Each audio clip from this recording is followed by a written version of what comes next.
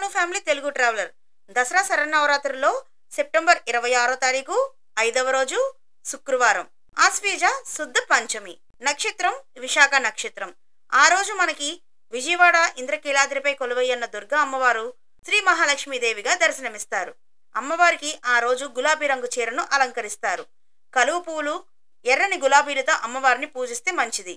నైవేద్యం క్షీరాన్నం పూర్ణాలు రవ్వ కేసరి।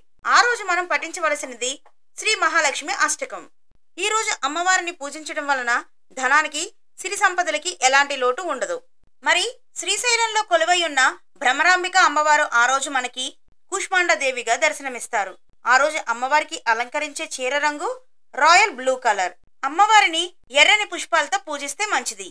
నైవేద్యం మినపగారెలు। ఆ రోజు అమ్మవారిని పూజించడం వలన అఖండ సౌభాగ్యం శక్తి అష్ట ఐశ్వర్య ధన ప్రాప్తి కలుగుతాయంట। అమ్మవారి కథ ఏంటో ఇప్పుడు మనం తెలుసుకుందాం। కూష్మాండ కు అంటే చిన్న, ఊష్మా అంటే శక్తి, అండా అంటే విశ్వం, తన శక్తితో విశ్వాన్ని సృష్టించింది అని అర్థం।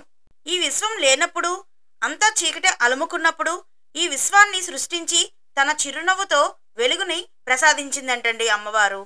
దేవి పురాణం ప్రకారం సూర్యునికి వెలుగుని ఇచ్చింది కూష్మాండాదేవి। సూర్యుని మధ్య భాగంలో ఈ అమ్మవారు నివసిస్తుందని పురాణ కథనం।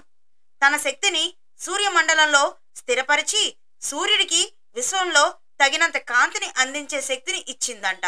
ఆ విధంగా కూష్మాండాదేవి సూర్య భగవానునికి శక్తికి మూలంగా మారిందంట। Thanks for watching.